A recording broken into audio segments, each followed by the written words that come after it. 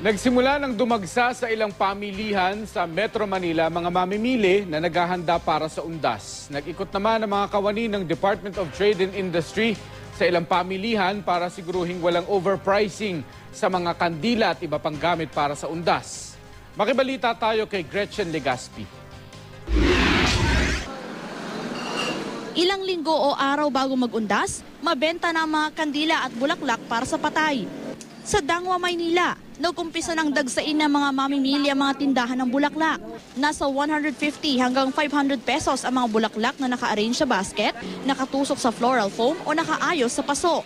150 naman para sa single, habang 350 pesos ang tatluhan sa mga bulaklak na nasa topiary. 1,200 hanggang 2,000 pesos ang mga naka-cross arrangement o wreath, habang 1,500 pesos naman ang corona. Ang isang bundle ng orchids na puti, 450 pesos. 400 pesos ang violet ang kulay. Ang Japanese moms, 180 pesos. Nasa 180 to 200 pesos naman bawat bundle ang carnation.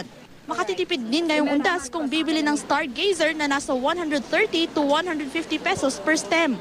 Sa Divisoria, kabi-kabilaan ng mga tindahan ng iba't ibang uri ng kandila. 18 to 100 pesos kada piraso ang mga ordinaryong kandila. 120 to 200 pesos naman ang malalaki o matataba. Pero mas makamumura kung wholesale ang bibilhin.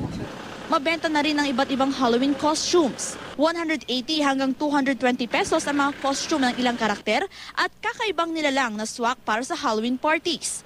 Meron ding mga wig na 150 hanggang 650 pesos, iba't ibang maskara na 35 to 100 pesos, at witch at cowboy's hat na 100 pesos din. 25 pesos naman ang mga umiilaw na sungay, habang 25 to 50 pesos ang mga pumpkin loot bag. Epektibong panakot naman daw ang gumagalaw na putol na kamay na ito na mabibili ng 350 pesos. Nagbabala naman ang grupong Eco Waste Coalition na mag-ingat sa nakalalasong kemikal na maaaring taglay ng mga kandila at Halloween items. Ilan sa mga kandila na ating na-discover ay nagtataglay o gumagamit yung mga manufacturers nito ng mga tinatawag na lead wire. Nagsimula nang mag-ikot kanina ang Department of Trade and Industry o DTI sa mga pamilihan ng bulaklak sa Dangwa, Maynila. Ito'y para matiyak na walang mag-o-overprice sa mga produktong mabenta tuwing undas. Gretchen Legaspi, Nagbabalita, Pilipinas.